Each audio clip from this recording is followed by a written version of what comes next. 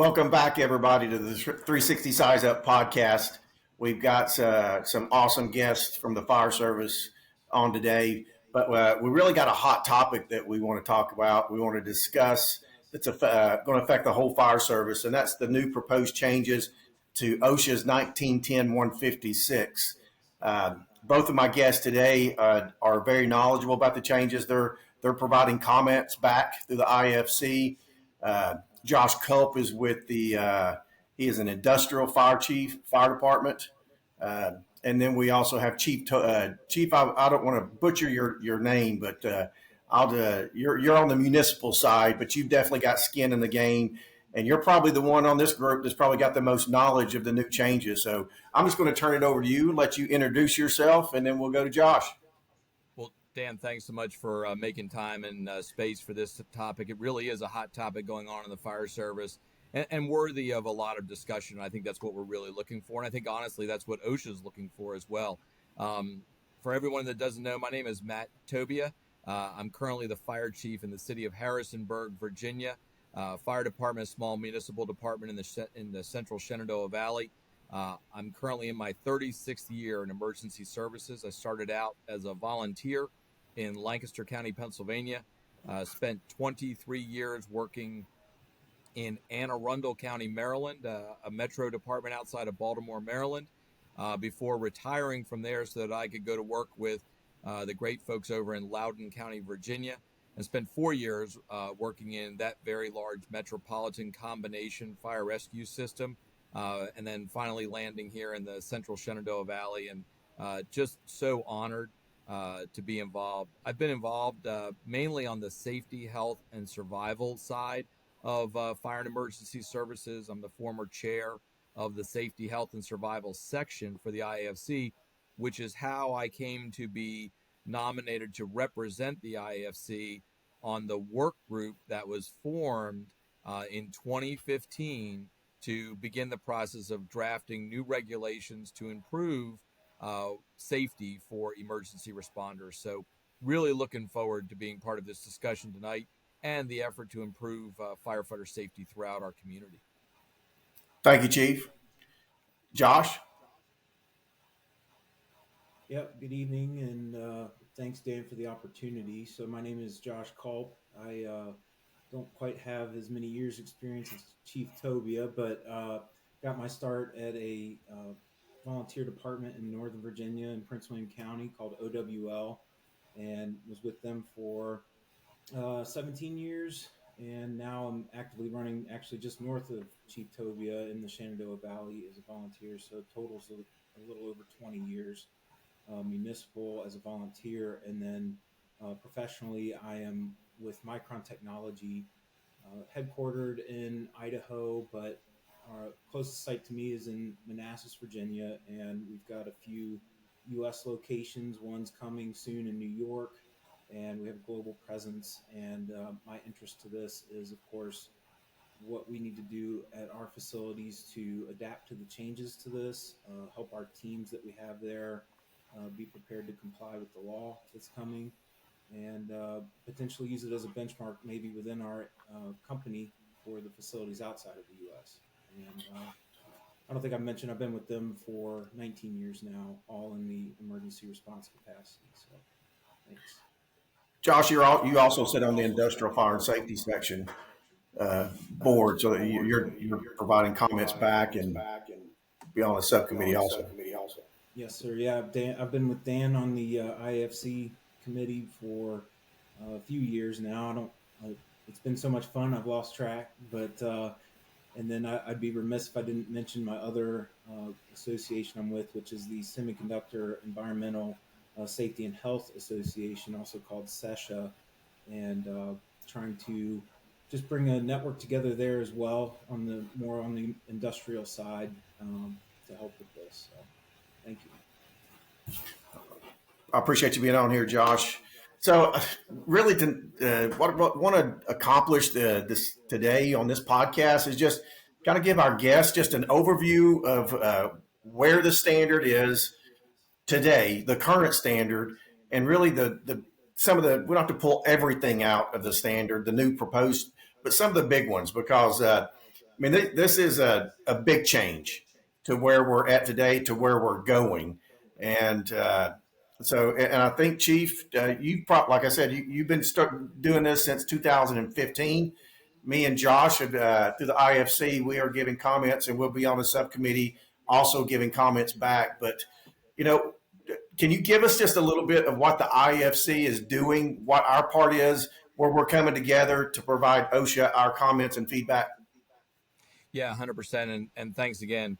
I do want to provide just a little bit of a context. And I think really the first most important thing is for everyone to realize very quickly that what is proposed today is probably a minimum of 2 years away from final rulemaking. So there's going to be ample opportunity, not only for feedback and input, but there's likely to be some substantive changes that may come before the final rules are published. And then the second really important thing to know is that OSHA is very interested in hearing about the possibility of a tiered implementation timetable, even after final rules are created. So I know that there's a lot of emotion right now around the possibility that OSHA could adopt final rules and that would create a tidal wave of change. I think the important thing to know right up front is that we are, in best case scenario, probably 2 years away from any final rule that may come related to 1910-156. So let's just talk a little bit about history for a minute. In the aftermath of 9/11, several presidential directives were put forward, one of which, of course, charged all federal agencies to look at ways to improve emergency responder safety. The ground zero was, by definition, the most toxic work site in American history. And one of the things that really came out of that was just an observable lack of measurable safety policies, procedures, and standards to ensure emergency responder safety. That began a directive to create a review at all levels of the federal government, all agencies, to start looking at how could individual agencies start to improve emergency responder safety. Well, if you go to OSHA, there is literally one regulation that is on point for the fire service, and it is the 1980 created 1910-156 standard, which only addressed industrial fire brigades. Although there are other tangential regulations out there, 1910-134, 1910-120, of two of the most prominent ones, none of them are directly on point for emergency services personnel. And so when OSHA began to look at how they could improve emergency responder safety, they recognized that it was going to take an extraordinarily comprehensive effort. And so for only the second time in the history of OSHA, the NACOSH, which is the National Advisory Council on Occupational Safety and Health, directed through the Secretary of Labor the creation of a work group under the direction of NACOSH to create draft regulatory standards to address emergency responder safety. And that was the group that I was honored to be a part of. And I want to be clear about the fact that all of the national stakeholder entities that have a major national voice in fire and emergency services were at the table. This was not a work group of NACOSH personnel. It was a work group that was led by two members of NACOSH. However, it included the IAFC, the IAFF, the NVFC, the National Fallen Firefighters Foundation, NIOSH, CDC, a host of other agencies as well, and interested parties were invited to participate in the draft rulemaking effort. That draft rulemaking effort went on for about 15 months. Out of that came a set of proposed regulations. Those regulations were referred back to NACOSH. NACOSH unanimously voted to refer them to the Secretary of Labor with a recommendation for rulemaking. You'll recall that in November of 2016, there was a federal election that resulted in these draft regulations being placed on hold because all new federal regulations for a 4-year period were essentially placed on hold. When we had another national election in 2020, that resulted in new direction to the Secretary of Labor to reinvigorate this effort at rulemaking. And so the draft rules were pulled out. They were revised extensively by OSHA staff, and they were then proposed in February of 24 of this year. You saw that in the Federal Register, they were published as draft proposed rules. And again, these are very substantial, changes to the 1910-156. So it's really worth us spending some time talking about it. But I wanted to provide a little history of how we got to where we are today. Yeah, sounds like there's a whole lot of work going on behind the scenes to where we got today. So what you're saying is line of duty deaths was really and injuries was really that's where you started, and you're working your way down. That's exactly right. OSHA really looked at, and if you look at the narrative in the Federal Register, it talks a lot about identifying preventable line of duty deaths and workplace injuries, which is, of course, OSHA's primary charge, and designed to have that positive impact on ensuring workplace safety for emergency responders. It's important also to realize that regulations have very specific meanings in very specific areas. And it is also very important to recognize and know how OSHA regulations apply to you. For example, in many states, in states that do not have a state plan, Pennsylvania is an example of that. They do not have their own state plan. As a result, OSHA regulations do not apply to public service entities. So firefighters, career or volunteer in Pennsylvania, won't be impacted by these regulations. In Washington state, by contrast, which is a state plan state, and does include volunteer firefighters in their definition, both public and private sector employers are impacted and will be potentially impacted by these regulations. But the bottom line is OSHA's main goal is to reduce preventable line of duty deaths and injuries. So all these groups that come together that put the proposal together, were those face-to-face meetings or at any time, or they were actually all face-to-face meetings? So representatives traveled to Washington, D.C., met at the Department of Labor, and were given very specific charges, very formal charges actually, by OSHA and the regulatory attorneys who are involved in ensuring compliance with federal statutes. And so all of those meetings over the course of 15 months were in-person meetings in D.C., which was a great convening of representatives. So is that group still together, or where are we at in the stage? So you've provided the document. Now it's time for comments back. Does that whole big group come back together? Right. So, excuse me. So that work group was concluded. And once we had given a set of draft regulations to OSHA, to NACOSH, and then by giving them to NACOSH, having them referred back through the Secretary of Labor to OSHA, our work was done. And so that work group was concluded.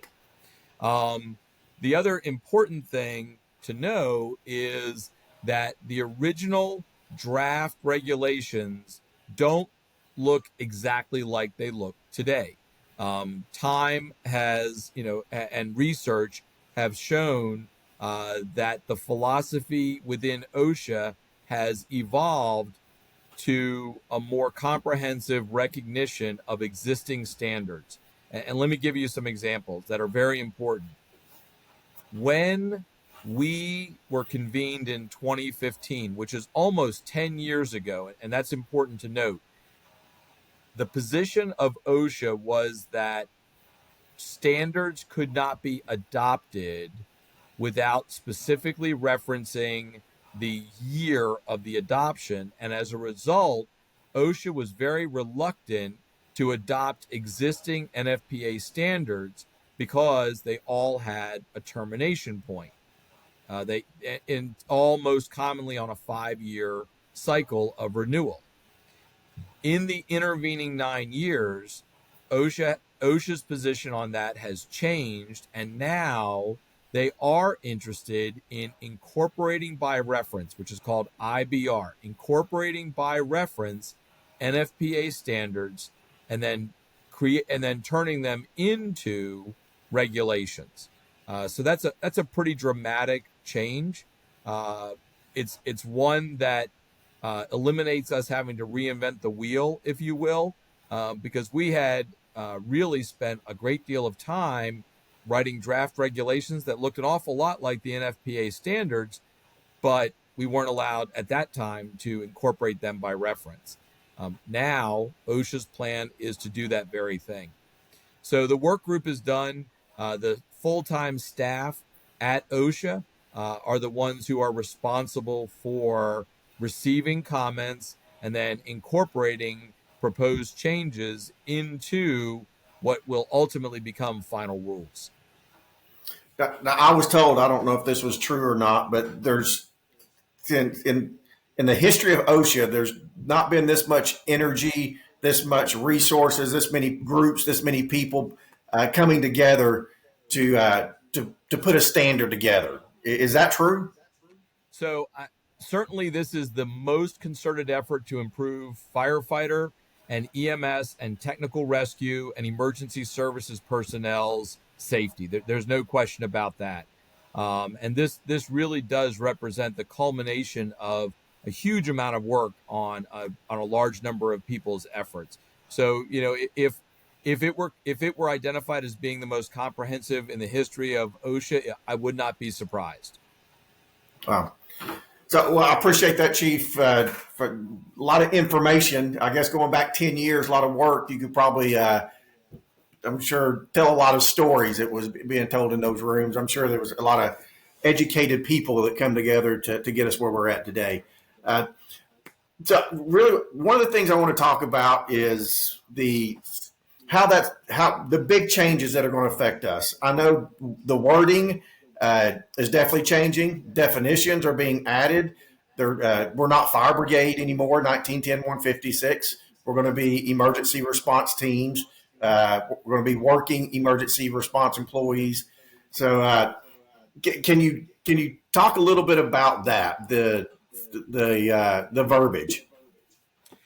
Yeah, so really important, and if you read the draft regulatory text, it goes to great efforts to define the various groups that are potentially going to be impacted, and it recognizes the difference between a municipal fire department, for example, and a workplace emergency response employer, a WEIR, and a workplace emergency response team, which could be a full-time team or it could be a part-time team where the personnel have other normal duties, but then become emergency responders when an emergency occurs within the private facility.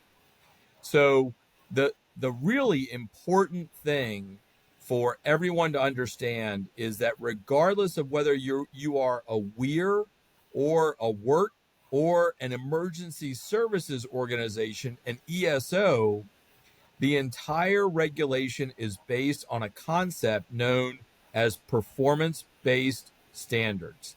In other words, if you work in an industrial setting and you never are going to be involved in a water rescue incident, those components of the regulations will not apply to you. If you are, for example, never going to participate in a trench rescue, those components of the regulations don't apply to you. If you are, however, going to do structural firefighting and you identify that you are going to engage in that activity, then those components of the regulations will apply to you. But it all begins with a self-assessment about what the scope of responsibilities are for the individual entity. Whether it's an industrial setting or a municipal setting, each will have the opportunity to define for themselves what services they're going to provide, scope and breadth. And that's very important, right? Because we might provide hazardous materials operations level response, but not hazardous materials technician level response. And so if we're not in that business, then we're not going to be held to that regulatory standard. So rather than being a prescriptive regulation, which says thou shalt do all these things regardless, the regulations actually focus on trying to be as responsive at the local level as we possibly can be. Me and Josh has talked about this offline. The assessment you're talking about, Chief, is that the assessment that we're talking about, the vulnerability assessment that is talked about in the standard? Yep, that's exactly right. So, and you may be familiar with the fact that the National Fallen Firefighters Foundation has had a VAP, vulnerability assessment program tool in place for several years. It's a self-guided tool. There's no cost to it, which is great. Any organization can go online to the foundation's website, access that vulnerability assessment tool, and for themselves conduct their own community risk assessment. And then out of that community risk assessment comes that next step of planning for how you're going to respond to, mitigate, manage those incidents. Good. Josh, you being in the semiconductor side of things, it's sticking on the vulnerability assessment. You got anything that, any concerns, questions, or anything you can clarify? No, as Chief Tobia mentioned, that's obviously a very crucial part to this whole process, because that not only helps identify the risks and hazards that we need to be prepared for, but then what do we need to do to get ready for that? And my focus is always on, do we have the right training? Do we have the right equipment? Do we have the right procedures and other documentation in place to execute on those when we need to? And again, as he mentioned, there are going to be components that we're not going to ever hopefully really face, such as swift water rescue. That's just not our bailiwick. So our plan for that would be to call the experts and get their help should that happen to show up at one of our facilities. But no, that's something that I've spent a lot of time reading on in the proposed language. So pre-plans, vulnerable assessments, are those according to the standard? Are they the same, or are they two separate things now? No, pre-planning. My read of it is that pre-planning is different than vulnerability assessment, right? So vulnerability assessment is identifying those the risk and the likelihood of an event occurring within your facility or within your community, and then developing emergency response plans around the vulnerability assessment. So it's risk consequences, right? What's the likelihood of something happening, and what's the consequence of something happening? Then building response plans around that. The pre-planning component is what you and I would commonly talk about in pre-planning for an emergency event, right? So if we know that a particular component of a facility might be at risk for an event, we pre-plan how we might react to that specific event within that facility or within that community. So those are two different things. What also really is fairly universal in the proposed regulations is compliance with some type of national incident management system, right? Some recognized incident management structure, so that even if you are calling in specialized resources, you're already operating in a standardized, structured way so that cooperating agencies can integrate into your incident and do so fairly seamlessly. There's also an expectation of the creation of a risk management plan. So, things that in reality, things that the industrial side does extremely well is an area that the municipal fire service is probably going to have to catch up on. My experience in cooperating with industrial facilities is that they have immensely detailed risk management plans, and they have very, very, very capable risk managers. That's not something that municipal fire services typically have on staff. Now, all of us are risk managers, but we don't necessarily have that subject matter expertise. So that's an area where the industrial world is actually going to be out in front of us on this topic. Yeah, and I can tell you the reason why. And Josh, I'm sure you can back this up. Private industry is a for profit. The industrial side is for profit. So if there's any breakdown within the system, people may lose their jobs, or the company may not open back up. So all those, process safety, environmental health and safety, all those are coming together. So that's the reason that I think the industrial side's got that down so good, is because we don't want to stop operations because it affects the business, the bottom line. So, hey, we're coming up on a break. When I come back, I want to talk about the NFPA standards that are being added into this, which is a bunch. And then I think that's, to me, that's a big part of this, the economic impact, and then how we're going to work through all these NFPA standards. So when we get back, we'll tackle that topic.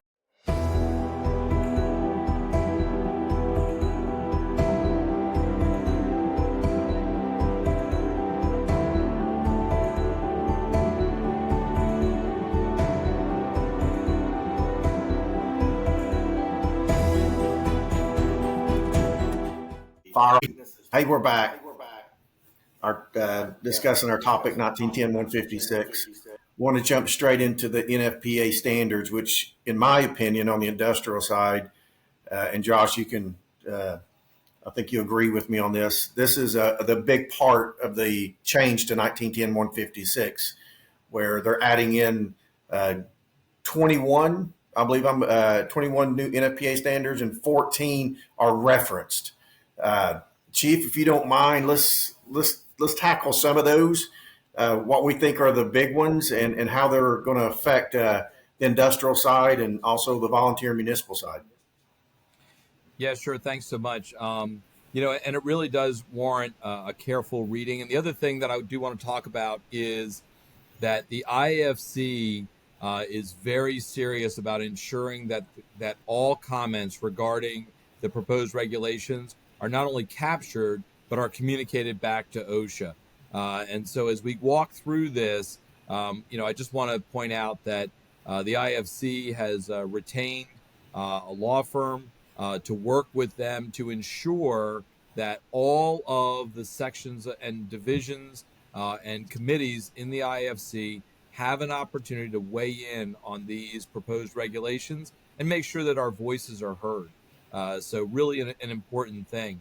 But, let's talk about a couple of those. So, one that I know is always prone to draw a lot of attention is, for example, 1582, which is the medical evaluation standard, the requirement that personnel undergo a medical evaluation on an annual basis to ensure that they are fit to perform the rigors of emergency services within the community or in the workplace.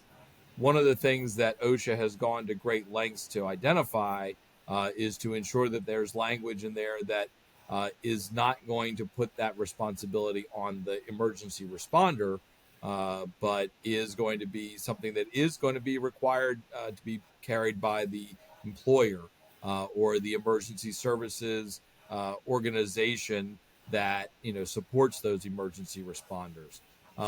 So that's certainly an area of concern. I can tell you, in my time in the fire service, we've implemented NFPA 1582 physicals in organizations where there weren't any before. And although there is tremendous concern about the possibility of individuals no longer being permitted to serve as emergency responders, my lived experience in two metro combination fire departments has been that 99.9% of emergency responders are able to either pass the physical outright, or they have a correctable medical condition that allows them to continue to serve their communities. And so while I know that there's a lot of concern about that, I also know that the leading cause of death for all firefighters is cardiovascular incidents within 24 hours of responding to a call. Cancer is, without a doubt, one of the biggest emerging topics in emergency services community. And frankly, mental health is also an area of growing concern. And, we need emergency responders to care as much about their own health as we as leaders do about their health as well. So that's one example. Another example is NFPA 1710 and NFPA 1720, which talks about the formation and deployment of emergency service organizations.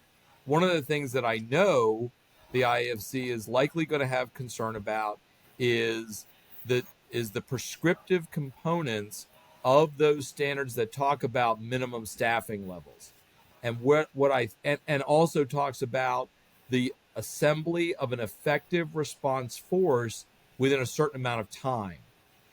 What I think we want to make sure that we're communicating is that type of formulaic prescriptive regulation doesn't serve well across the myriad tapestry of the United States of America. So we would want the flexibility to have each entity for themselves identify the amount of time that they want to assemble an effective response force, and then meet that standard for themselves, as opposed to meeting all of the components of 1710 or 1720. And I think the OSHA is very open to hearing about specific line items in the body of the standards that warrant careful consideration. So going back to the 1582, on the industrial side, when you join the fire brigade, then you have to be you go through medical and you get cleared. 1582 is a much bigger. That's a program.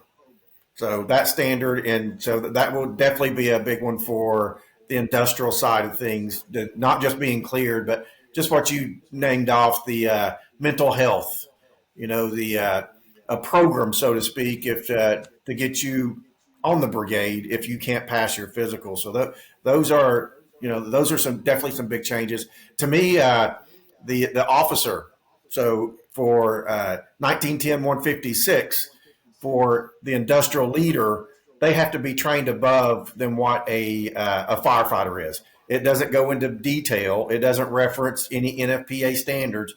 But being a municipal firefighter, and Josh, I know on the for the officer program, that's big. That's a big change to on the industrial side for 1910 156. So I could go through a long list of them, but those are two big ones that jump out. For the standards, Chief, when we do in our vulnerable assessments, wildland firefighting, if our plants are surrounded with concrete and there's no chance of us ever, have to fight any wildland firefighting, how does an organization address that? Yeah, it's really very simple. That particular component won't apply because it's not going to be in your vulnerability assessment. So when you're going through your comprehensive vulnerability assessment, and you're in an industrial area where there's literally no wildland urban interface or wildland risk, that component, that standard would simply not apply.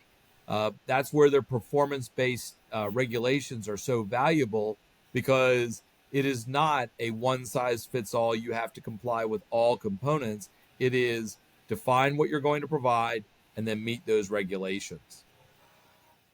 Josh, is there any of these standards that on the semiconductor side in your organization that jumps out at you? Yeah, going back to the medical. So, of course, we are engaged with everything to comply with respiratory protection and doing the medical clearance to do that. Some of the stuff that stood out to me in the proposed language, actually, a person can be cleared medically, but they are seeing where that individual may not physically be able to perform the job. So, getting into some of that assessment, either pre employment or on some kind of frequency where a person is evaluated whether they are physically able to perform the duties or tasks um, related with their job, was something that caught our eye, that I'm working with a consultant on to make sure that we implement appropriately, as again, the physical ability testing that you see in the fire service, we can't just copy that into the private industry, because pulling a hose line might not be something that we do, or ascending a ladder, that kind of thing. So we want to make sure that that's fair to the people that are going to have to go through that. And then, as Dan said, we're good at doing the risk assessments and all of that, but NFPA is a whole new can of worms for us that we're going to have to get familiar with, as we always had our sights set on OSHA compliance, and now we're going to have to, through the IBRs, have to be familiar with NFPA too. So, one of the really important points that I want to highlight about the NFPA standards is that if you've ever looked at an NFPA standard, there are the chapters that are directly on point, and then there are annexes in the back that are explanatory. OSHA has gone to great lengths to indicate that only the chapters that are on point for the topic are the ones that are the components that are being incorporated by reference. The annexes are not going to be incorporated by reference. That material is oftentimes explanatory, and even when NFPA standards are contemplated to be adopted or referenced in the municipal environment, the annex material is truly and clearly meant to be supporting. It is meant to provide clarification, but the wording in the annex is not part of the actual consensus standard itself. It is an appendix. It is not part of the standard. And OSHA has gone to great lengths to indicate that that's going to be the case for these regulations as well. One of the things that I think it's important is to identify, for people that are listening to this that have a stake in the impact of these regulations, is really look carefully at the NFPA standards and identify language in the standard that is easily supported or that cannot be supported, and then provide very clear explanation to OSHA staff about why that is not a viable component of a regulation to be adopted. Because OSHA truly wants to hear it. They've also gone so far as to publish a series of 40 specific questions that they want guidance and feedback on. The one thing that I think OSHA really recognizes is that they are not the subject matter expert to the extent that the fire and emergency services community are subject matter experts on these topics.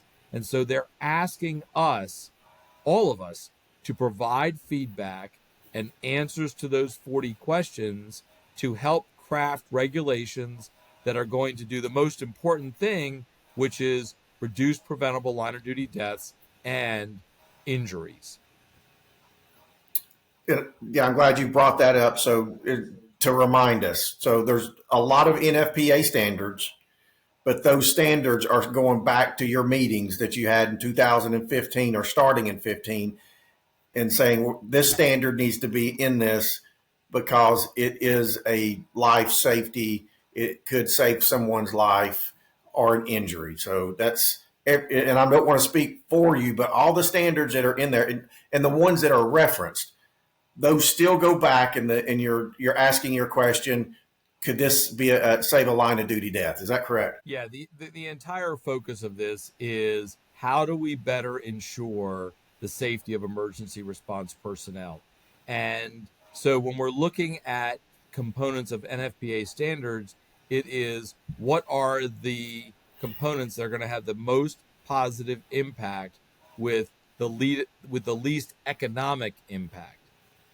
Because we know that, even in my municipal fire department, we know that we are not fully compliant with many of the NFPA standards that are being proposed. We know that we're compliant with pieces of them. And so it's important for us to look at what are the most important pieces, how do we ensure compliance, and what does that mean for us down the road economically, and what does it mean for us as an organization? So, and we could keep talking about this all evening, Josh. And I don't want to cut you off on anything. Is there anything that? Well, my plan on this is to have a couple of these podcasts as we get closer to the comment day. And by the way, the comment day OSHA gave was May 6th. They moved that to June the 21st. Is that correct? I believe so. Yes. Okay. So this podcast is going to bring in a lot more questions that we definitely didn't answer here. I would like to talk about, Chief, what the IAFC has broke down our group. We met last week. I think there was 35 people from the IAFC on that call. And the determination was that, hey, we're going to break this up into subcommittees and start breaking it down and giving our comments back to OSHA that way. There's three or four subcommittees. Am I correct? Yep. Yeah, there's three main sub work groups. One is the impact of volunteer firefighters and emergency service organizations. One is focusing exclusively on the incorporation by reference of NFPA standards. And the third one is the economic impact component of the proposed regulations. And then the IFC has also assigned all 40 questions to specific sections and divisions within the IAFC to provide feedback and answers to those questions. So not only are there 3 work groups that are focusing on the components of the standards or regulations that we're talking about, there's also a commitment to providing feedback on those 40 questions. And then after the IFC assembles all of its comments and submits those in writing, there's then going to be public hearings. So the OSHA is already planning for all of the major fire service entities to come and give live testimony, submit follow-up written testimony, and any additional supporting documentation that they think OSHA should consider as it contemplates these new regulations. So there's going to be ample opportunity for continued engagement. And I just want to hop on there, Dan, that that's where we're spending a lot of our time. My employer is, we've of course become familiar with the proposed language, but then what are our answers to the questions that might affect us? So we're spending most of our time looking at what questions we think are applicable to us and what our answers would be to those. We honestly, right now, we don't have many comments on the language itself, but I would add for anybody watching or listening that while all comments are going to be looked at and heard, it would go further if you could add a reference to support your position if you are against something in the language, just to help back up what you're recommending. So we just scratched the surface on this topic today. Subscribe to the 360 Size Up to get more information on this topic as we bring it to you.